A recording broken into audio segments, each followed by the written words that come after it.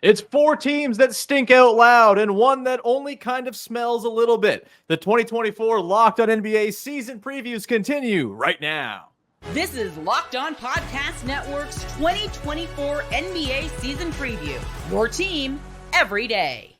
Welcome back to the 2024 Locked On NBA season previews. This episode, we are focused on the teams predicted by FanDuel to land at the bottom of the NBA's Eastern Conference. Today's episode is brought to you by FanDuel. Place your first $5 bet, and you'll get started with $200 in bonus bets guaranteed. Visit FanDuel.com to get started. I'm Sean Woodley, host of Locked On Raptors, and I shouldn't be here. I will also be your host throughout this afternoon as we're joined in by Brandon Scott from Locked On Wizards, Hayes from Locked On Bulls, and Kuka Heel of Locked On Pistons. And much like the Nets this coming season, Adam Armbrecht of Locked On Nets did not show up for this recording. We'll hear from him a little bit later on. Today, we're going to look at which of the teams in this group don't belong in this group, which teams are and are not full-on tanking for Cooper Flagg, which team has the brightest future, and who is the best fit for Cooper Flagg should they land him.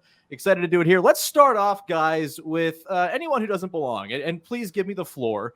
I don't belong here. The Toronto Raptors are better than all these sad sack squads. I'm sorry. I know they're not great. They probably are, at best, the 10 seed in the Eastern Conference. I'm talking about literally one team I feel slighted by being listed below in the FanDuel projections. That is the Charlotte Hornets, who should be here. But I just think the Raptors have better players than these teams. They have more interesting young players. They have actual veterans who are pretty good as well, and guys like Jakob Poeltl and Kelly Olynyk. You guys are free to tell me I'm wrong here, but I feel a little bit like I'm the one thing that doesn't belong. Brandon, am I wrong here? Am I out of my mind? Do the Raptors belong at the very bottom of the Eastern Conference? No, I'm with you. I think the Hornets should definitely be in the room. Hell yeah. we definitely belong in the room. I mean, I think that if you look at the Wizards, if you look at the long-term picture, we're heading in the right direction. You know, if you look at what's going on in DC, we have never really been through a proper rebuild. Now, you know, underneath this new front office with Michael Winger and Will Dawkins, they're finally hitting the reset button and doing it right. So it's going to take a while here in DC, but we're definitely heading in the right direction. Cool. What about you? Do I belong here as the Raptors host? Should someone else be in my seat? And do the Pistons belong in this group as well? Well, the Pistons 100% belong in here, but how many teams are like, what's the minimum or the maximum requirement for this group? Is it 5? Because if it's 5, then no, Charlotte shouldn't be here. You guys should be here. Wow. So for a few reasons. One, you guys did win 25 games this past year. It wasn't like you got lit up either. Charlotte had an excuse. They lost their best player for the majority of the season. And despite that, they had a really good season out of Brandon Miller. They also dealt with injuries to Mark Williams as well. So Charlotte's a team I'm actually pretty high on. I think we'll probably make the play-in. If LaMelo stays healthy, along with Brandon Miller going into his second season when he played really well the first year, especially if Mark Williams stays healthy, along with bringing in some defensive wing, Josh Green and Grant Williams, I think Charlotte's going to be a lot better than people think. Yeah, I mean, LaMelo Ball is staying healthy. Definitely a thing that happens all the time. Hayes, what about you?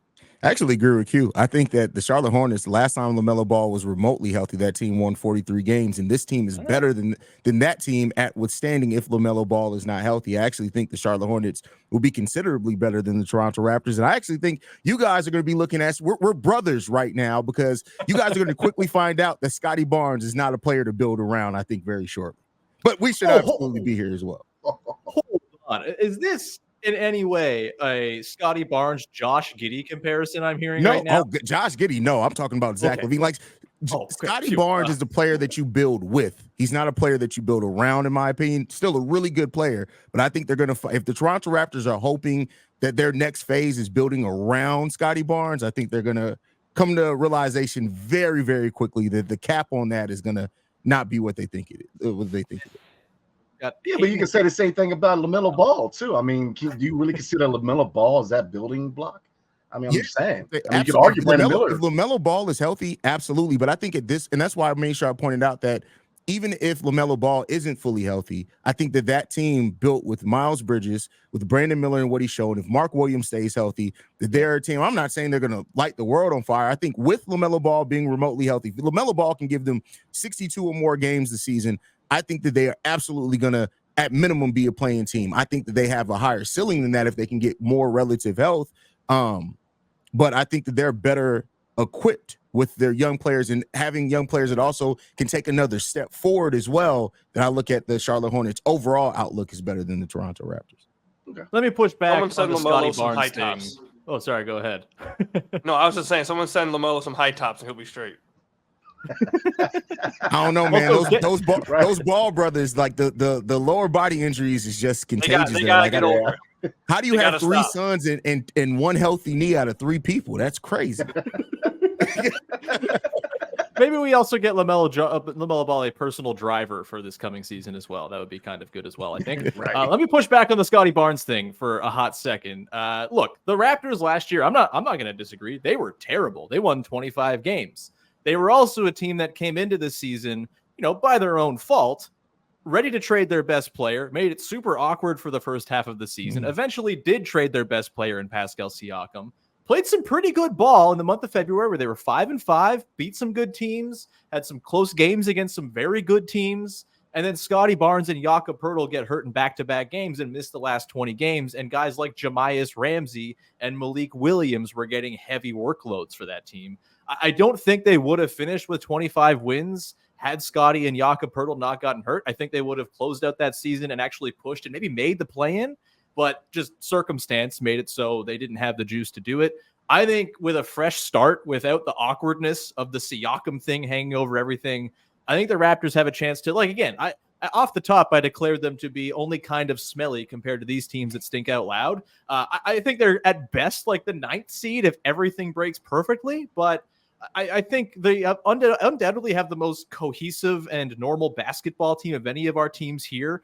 And that includes the Brooklyn Nets. We don't really need to consider the Brooklyn Nets in any of these things because they're going to win like 12 games. But yeah, I think there's more to this Raptors team than just Scotty Barnes as well. I mean, he was an all-star last season. He's a 28-6 guy. I think he's got more to give on the offensive end. He became a defensive monster.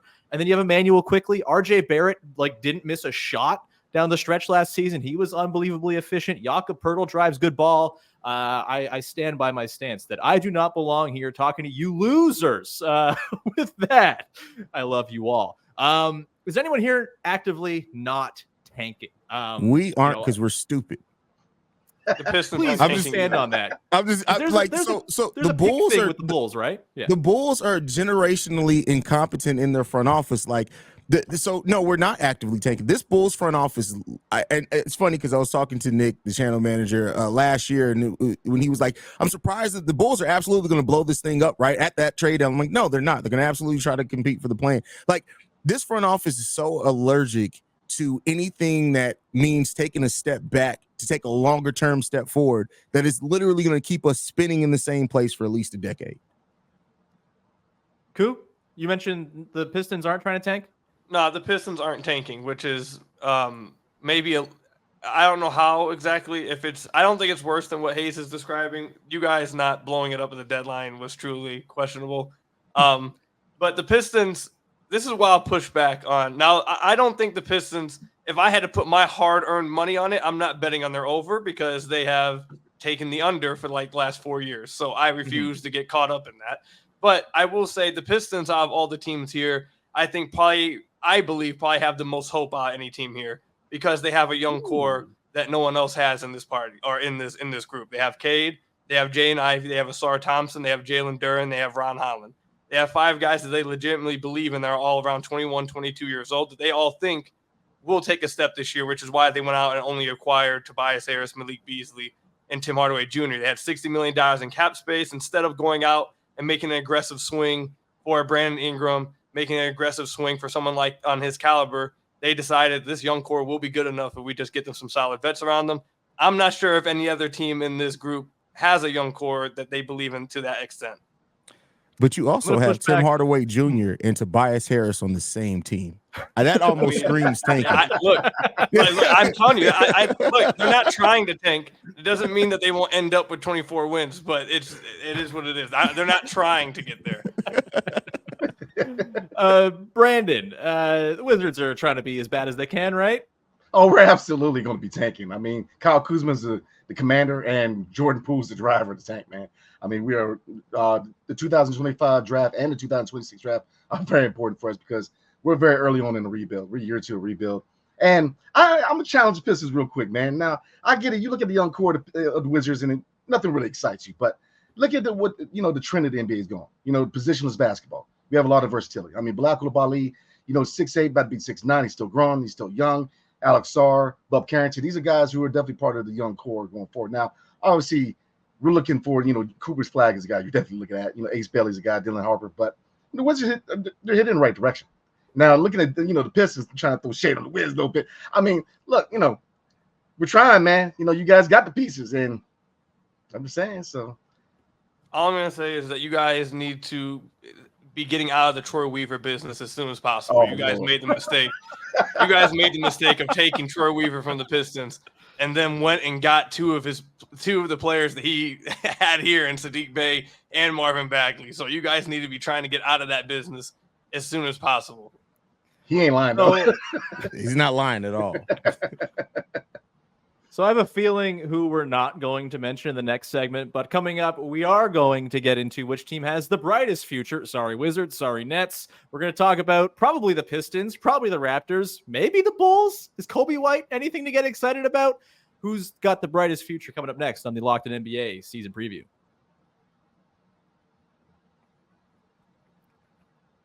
Today's show is brought to you by our friends over at FanDuel, the #1 sportsbook in North America. And NFL fans, you can start the season with a big return on FanDuel. When you get a hunch in the middle of the game and you want to make one of those live in-game bets, you can check out the latest stats, view live play-by-play, and so much more on the same page where you go and place those bets. You'll get started with $200 in bonus bets guaranteed when you place your first $5 bet. It's, of course, not just NFL stuff. You can go and peruse all kinds of NBA futures. Maybe you believe, like I believe, in the Toronto Raptors taking the over of 29.5. Maybe you are taking the under on the Pistons or the Wizards or the Bulls, as you definitely should.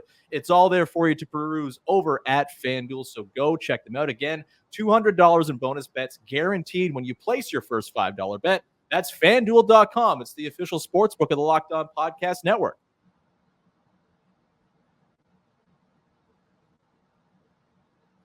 All right, back at it here with Brandon, Hayes, and Koo from the bottom of the Eastern Conference hierarchy, taking a look now at which of these teams has the brightest future from here and beyond. And before I tell you all why I'm correct in saying it's the Toronto Raptors, I'll give you guys the floor. Hayes, who you got? Do you have your beloved Bulls, or are you too sad and morose about the entire state of that franchise to entertain such lies? Yeah, I mean, listen, I'm a Bulls fan through and through for my entire life, but I'm not a stupid Bulls fan. So, no, I'm not going to say that they have the brightest future. I do think it's brighter than some give it credit for. I do think Kobe White showed a lot last season. He's still kind of inconsistent and broke down towards the end after a shoulder injury. And I think if he comes back, and he's talked about how he wants to fix his consistency. He wants to work on off ball, which is one of the weakest parts of his game, which he's now going to have to do with Josh Giddey being there. We also got Modest Bucilis, who was projected to go in the top 5 by most mock drafts. The Bulls have some pieces that are there to get excited about. Ayo Dosunmu hit just as big of a leap as Kobe White last season, especially defensively. So we got pieces that I really do like on this team, and I think can be part of what you build with, not necessarily a player that you can build around yet. So with some lottery luck or something, that the Bulls could have a better team in the future, but I won't say that they have a super bright future. They just have some bright spots on the roster, and it's up to this front office that's completely generationally incompetent to figure out how to bring it all together. So. Brandon, it's not the Nets. We know this. Who you got as the brightest future among this bunch? I mean, I'm a realist. I'm with my man over Hayes, man. I'm a realist. I'm a loyal Wizards fan, but I'm a realist. Out of all the teams here, I mean, I had to mess my man Koo, but it's gonna be the Pistons with the brightest future. We're still early on in the rebuild. We're year 2, and they have a pillar guy in Kate Cunningham, where we don't have that one guy where we can really say we can build around him. I mean, we have a lot of veterans. A team like you're looking at Kyle Kuzma, Jordan Poole, Jonas Valanciunas, Malcolm Brogdon. That we're gonna have to flip at some point at the deadline or beyond. And at that point, we're going younger. So we'll see if we can grab that pillar guy in the 2025 draft. But right now, we still don't have – I mean, we have a nice core. I do like Bilal Coulibaly. I do like Alex Sarr. Bob Carrington's his dog. Keyshawn George can play. He's a sniper.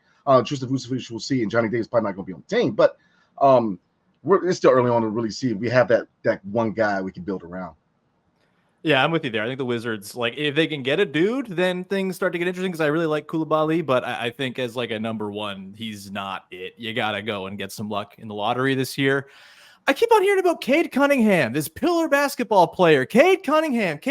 Scotty Barnes is better than Cade Cunningham, has been throughout his entire career, and I don't really understand how Cade Cunningham is viewed ahead of Scotty Barnes when it comes to like dudes from that draft back in 2021. Scotty Barnes has just had the better career to this point. He is, I think, a better defensive player. He's a more athletic player. He's a better passer. He is a guy who just kind of does a little bit of everything. And the Raptors have gone out and added players who actually fit around him in that, you know, they shoot threes and stuff. Emmanuel Quickley, I think, is in line for a big season in his first year as a lead guard. It wasn't super pretty. No one watched the Raptors down the stretch last year, but if you did watch the Raptors, you would have seen Emmanuel Quickley kind of learning the ropes of being a lead guard, of how to run an offense, of how to sort of balance his incredible off-ball movement and three-point shooting with his on-ball creation. I think there's only going to be a lot more to kind of milk out of the chemistry between him and Scotty Barnes going into next season. RJ Barrett is 24 years old, and I know everyone looks at RJ Barrett as the guy he was with the Knicks. He's just not that guy anymore. He completely streamlined his game and became this ruthlessly efficient, off-ball cutting, driving, and scoring at the rim guy. He was like top 5 percentile in rim frequency and rim percentage after the trades last year, and he did that basically every game. He was like 22, 7, and 4 metronomically throughout the entire backstretch of last year with a 60% true shooting, shot 39% from three.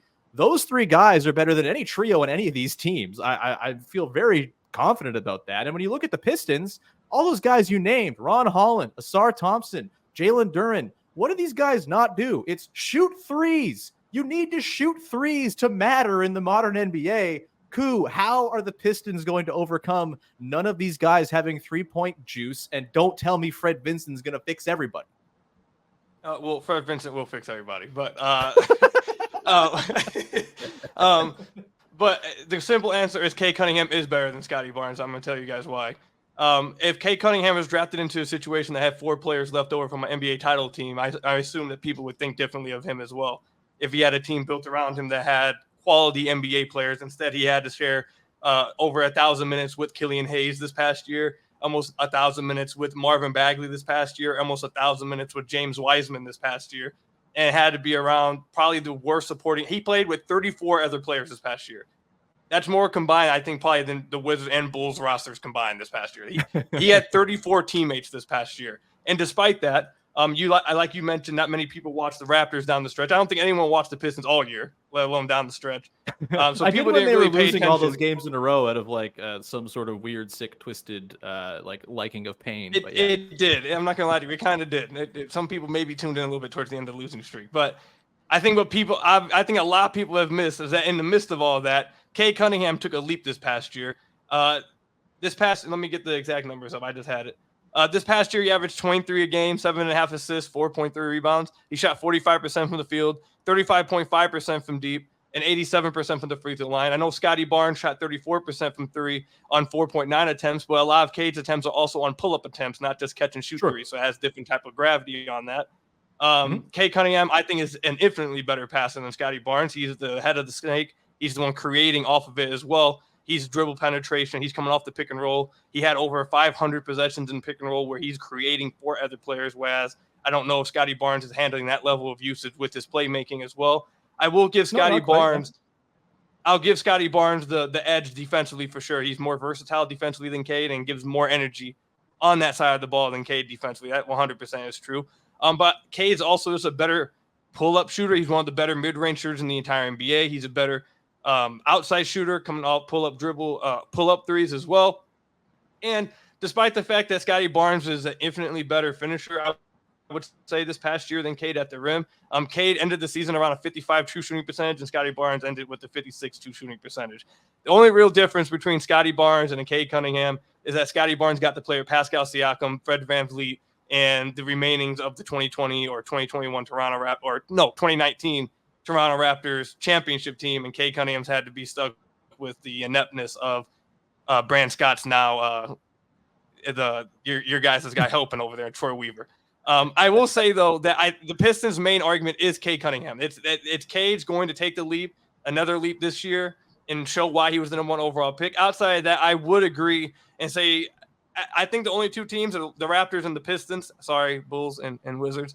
But I'll say it's only the Raptors. We can cook in this segment. These guys don't need to talk. I will say it's only the Bulls or only the Pistons and the Raptors. I give the edge to Cade over Scotty Barnes, but I can't sit here and say that RJ Barrett isn't better than any other player on the Pistons. I can't sit here and say that Emmanuel Quickly isn't better than any other player on the Pistons. The Pistons' only real argument, I would say, over the Raptors is they have Cade and they feel better about Cade than they do about Scotty Barnes. And also they think that with the amount of young guys they have on their team at their age, they believe they will improve at a pace that will eventually succeed that of RJ Barrett and Quickly. But I won't sit here and say that RJ Barrett and Quickly are not better than Jay and Ivy, Ron Island, or Asar at this moment in time. We can agree to disagree, but we can all agree, right? The Nets suck. Any reason to feel good about the Nets? Hayes, Brandon, anything you got on them? Cam Thomas is going to get up a lot of shots. Yeah. Oh, so many shots. He's going to get up every. He may break I don't know what the record is for most shots taken in the NBA season. I got the over on that for Cam Thomas for sure. I'm Brandon, with you, man. Thoughts, yeah? I'm with Hayes, man. I mean, Cam Thomas better go off, man, as far as his temps, man. I'm with you on that. The Brooklyn Nets also do have Detroit Pistons legend Killian Hayes kicking around too, so maybe there's something that will make a difference in the league. That will make a difference right there, bro. The Nets got to pay someone, man. They got to have someone on the roster. That top 10 pick cred will carry you a long way. We call that the Stanley Johnson rule. Coming back. Hell yeah. Coming back on the other side, we will round it out with which of these teams is the best fit for Cooper Flagg, and we will try our darndest to say one nice thing about one of the teams in this group at the bottom of the East. We'll get to that in just one sec. Today's show is brought to you by Gametime, the single best place to buy tickets for these sporting events, concerts, theater shows, all of that you want to go to. It's a wonderful app. I use it all the time. And if you want to go see one of these very bad basketball teams play this year, you can get cheap tickets for those games by looking at Gametime. And they're probably going to be pretty affordable for a lot of these teams. Not Toronto, because we live in a hell city where it's just expensive for everything, even when the team is bad. But for a lot of these other teams, you could probably score some great seats over at Gametime. Gametime Picks filters out the fluff to show you only incredible deals on the great seats that you don't have to go and search through all of the thousands of options. You just get the best tickets shown to you so you can go and buy them. And of course, if you've not been to a venue before, maybe you're checking out one of these arenas for the first time, you get seat views with Gametime as well. You get a panoramic view from your seat in the app before you buy. That is a wonderful thing. You've also got the Gametime guarantee, where Gametime will credit you 110% of the difference if you find the same seats somewhere else for less, and they have Gametime ticket coverage to boot. Take the guesswork out of buying tickets with Gametime. Download the Gametime app, create an account, and use the code LOCKEDONNBA for $20 off your first purchase. Terms apply. Again, create an account, redeem the code LOCKEDONNBA, LOCKEDONNBA for $20 off. Download Gametime today. What time is it? Well, it's game time, of course.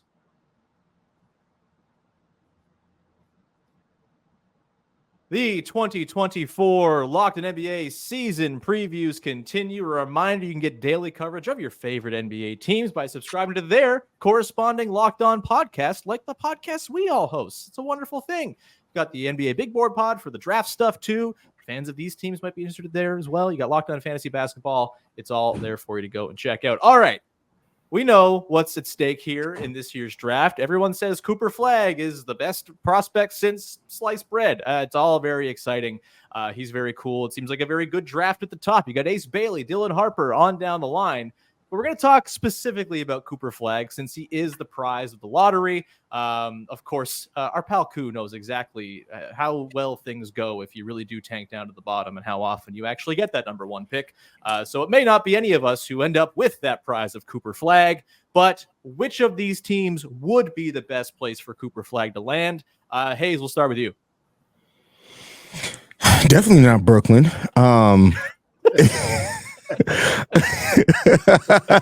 Poor Adam, just getting dunked on, and he's not even here. I mean, listen, I wouldn't want to show up to talk about the Nets anyway. That man's a saint for talking about the Nets every single day. That's all I can say there. Look, there's some intrigue definitely there, potentially pairing him with Cade Cunningham with the Pistons.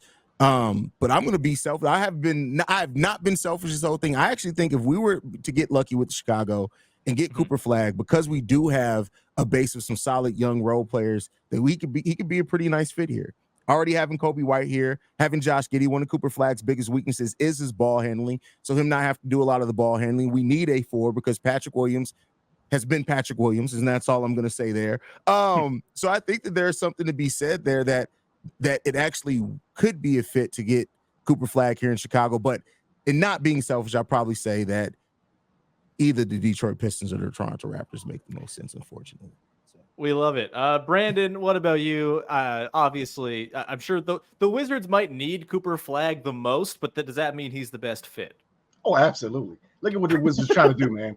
I mean, they got a team that is very athletic. Defense is the name of the game. You look at the new head coach, Brian Keefe. He is a defensive guy, man. You look at Bilal Coulibaly, above average defender. Alex Sarr, first part of his game you're going to see is rim protection. You slide Cooper Flagg at the 4 next to Alex Sarr and Bilal at the 3, in about 2 and 3 years, it's going to be a nice team, man. So I think the Wizards are the best case scenario. I mean, you can look at every team. I mean, Detroit, again, I'm with Hayes. I think Detroit could definitely be a really nice spot for him. Looking at the Bulls, man, you already got a Cooper Flagg. I mean, but Matas Bazilis, man, I like this kid. That's a guy I definitely wanted on the Wizards. I think he's got all-star potential, in my opinion, man. He's a baller. But you can look even at the Nets. I mean, even Nets are pretty bad, but I mean, all teams can really use a Cooper Flagg. I mean, the biggest thing with the Wizards, man, is that we're in a major market, but if you look at Washington, D.C., a lot of people who live in D.C. aren't from D.C. So having a home field advantage is hard in D.C., not only for the Wiz, but for the Commanders, for the Nats. So, we definitely need a guy like Cooper Flagg to kind of bring people to the arena, man, because, like I said, we have a fan base where, either you're not from the area or you've been let down so many times since the 70s that people, need to start showing back up, So the Wizards, are you saying they're relocating if they can't get Cooper Flagg? Is this the threat you've just levied at the city? Are you doing a Ted Leonsis right now? I will start that now. 100%. Koo, what about you? Cooper Flagg, best fit. Would he be a good fit on the Pistons with what they got cooking? So I'll be honest here. The Pistons don't deserve Cooper Flagg because they've tanked. they've tanked like for 4 straight years, and they only got the first overall pick once. And have fallen to 5 each time outside of that. So if they try, they're not. But if they were to try it again, they deserve to fall to 5 again for thinking it wouldn't happen again. So they don't deserve Cooper Flagg. And they're not trying to get Cooper Flagg. They're trying to be better. So they don't want to be in this group that they're in right now in this episode. They think they won't be. So don't think they deserve them. If I'm being honest, I think the Wizards deserve them the most. I like that the Wizards are trying to go into a full-on rebuild. I agree with what you said, Brandon, that the Wizards are finally accepting to go into an actual full-on rebuild. And I'd like to see teams that actually go into that and do the right thing get rewarded with, an actual prospect to build with moving forward. I would have said the Bulls, but the Bulls refuse to just move on from, past players. And so can't do that. The Nets. Me. We just moved on from Alex Caruso. You're absolutely the Nets. I have no sympathy. Sorry, Adam, for when you hear this. I have no sympathy for the Nets after what they tried to pull off with KD, James Harden, and Kyrie. I have no sympathy. They can struggle for as long as possible. So I have no sympathy for them. I would go with the Wizards. I think the Wizards deserve it. They got Alex Sarr this year. I'm not trying to take too many shots at Sarr, but I think a lot of people consider this be a weaker draft class. So I don't feel like it's fair for the Wizards to get the first overall pick in what would be considered a weaker draft class. I think they would deserve to get a higher draft pick and a better prospect to start their rebuild with. And I like it better when smaller market teams across the league all have a chance to build something.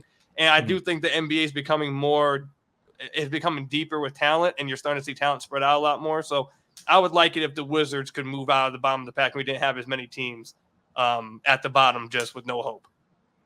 I am totally with you on the ethics of the lottery. I think if you're in the bottom 5, you should have lesser odds to win the first overall pick. It should be the sweet spot of 6 through 10 that have the actual best chances to win, which is perfect for the actual best fit for Cooper Flagg, which is, of course, the Toronto Raptors.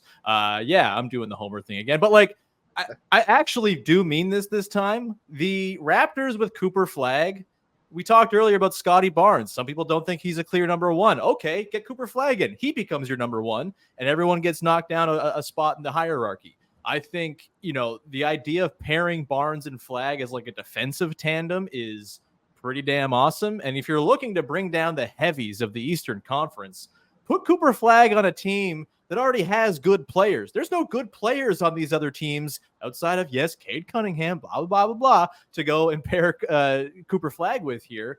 Give him the best shot of being on a good team right out of the gate, not have this thing where he's kind of wasting away in a small market without a whole lot of talent around him for many years. I actually think the Raptors with Cooper Flagg would be a lot of fun. That said, I am fully staunchly against the Raptors throwing this season away because they wasted last season entirely. If they can get lucky and jump from like the 8th spot in the lottery up to number 1, like they did back when they got Andrea Bargnani, I'm all for it. But in this case, yeah, I think the Wizards are probably like the, give them to the Wizards type of thing. I think that would be a pretty nice thing. All right, let's wrap it up here, guys, with one nice thing to say about another team in this group. You don't have to say nice things about all of them because that would be impossible. But if you got one nice thing to say about one of these teams, please take the floor. Brandon, I'll throw it to you first. Man, I said it earlier. Hayes, man, you guys got a good one in Matas Bazilis, man. He's a guy that I really wanted in DC. So I think all teams got a player I really like. I think Detroit's hit in the right direction. I mean, it's just they have the talent there. Detroit's one of those teams where you definitely want to see them succeed. The league's better when the Detroit Pistons are good, man. So, I mean, same thing with the Bulls. I mean, we all come from kind of, really good organizations that have, especially you look at the Bulls and the Pistons, man. I mean, look at what they've done in the past. So the league is better when the Bulls and the Pistons are good, man. I mean, looking at the Wizards, I appreciate y'all, man, but, we're still early on, man. It's we're really early on in the rebuild. But like I said, the DNA, we're getting all the right pieces, the right people in the right spots, man. So we're going to be all right. But like I said, out of all the teams in the segment, man, I would like to see Detroit and Chicago good because the league's better when they're good. That's fair enough. Koo, do you have a nice thing to say about one of these teams? Can I have a nice thing and then also ask Hayes a question real quick? Please do. All right, so I have one good thing to say about the Nets. You signed Killian Hayes. Thank you for continuing his career. The Wizards, I like what you're doing, trying to rebuild and completely buy into a rebuild and actually do it the right way. So I think they're heading in the right direction. Even though it'll be a long process, I think you're heading in the right direction. Hey, my question to you is, what's going on? Like this is the thing I have with this is my confusion with the Bulls. They're in this group of the bottom 5, but I like Ayo, I like Kobe White, and I really like Zach LaVine still. So I feel like even though they moved off of they moved away from DeMar, if Zach LaVine actually just wants to play and isn't hurt and actually is buying in, you guys may win more games accidentally because you guys still aren't. So why is he still there? Why are you guys not? Why is that? Because nobody else wanted him. That's just the fact. Nobody else wanted him. They would have moved Zach LaVine for any deal that made sense for them. But I do think that it could be a world in which it actually works out best for them. Then they may not moved on from Zach LaVine. With them trying to move to a quicker up-tempo offense, having Josh Giddey there, being able to actually move Zach LaVine more off ball. He's a career 42% shooter on catch and shoot opportunities, but we've never did that consistently for him. I actually think it may actually work out that we kept Zach LaVine. So you guys will accidentally win more games, is what you think? Yeah. No, it's not. Keep in mind, this front office really thinks they have a playoff. It's not an accident. They're incompetent. Generational incompetence. The amount of cope coming across as you tried to lay out why Zach LaVine actually good on the Bulls, unbelievable, man. It's not cope. It's real. Like Zach LaVine off ball. Keep in mind, from 2019 to 2020, there are only 9 players in the NBA to score more points than Zach LaVine. Zach LaVine is a great scorer. The problem that the Bulls had is that they built around him as if he was more than that. No, he's a great scorer. He has a really good skill in that. Just let him do that. That's it. My one nice thing to say is also about the Bulls. Thank you, Bulls, for being the one franchise that has taken the heat off of the Raptors' run of decisions over the last handful of years. It's really nice to not be the worst front office of the last 2 seasons. having a great time over here. Also, Koo, your arena is great. I loved going down to Detroit as a Raptors fan, and usually taking over the stadium. It's a lot of fun. I love going down to games there. Hayes, do you have a nice thing you want to say about one of these teams to wrap things up? The Nets, Adam covers them, so that's the nicest thing about them.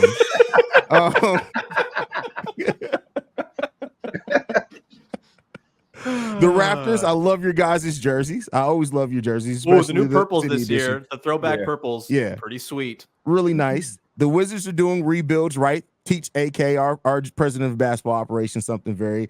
And the Pistons, I've been a Bulls fan for 37 years. I can't say anything nice about the Pistons, but I like Koo a lot. So there you go. Koo's great. We love Koo. Koo's amazing. Brandon. We First love of all, Hayes. For him to be able to keep any type of positive, like towards the end of the season, Koo was just like, shoot me. But hey, Koo is amazing. The positivity coming from, oh, the season's over so soon. Hell yeah. That feels like a pretty good place to end this. The podcast is over so soon as well. Everyone, thanks so much for hanging out here. Go check out Locked On Wizards, Locked On Bulls, Locked On Pistons, Locked On Raptors, and Locked On Nets, even though we ragged on them all day long.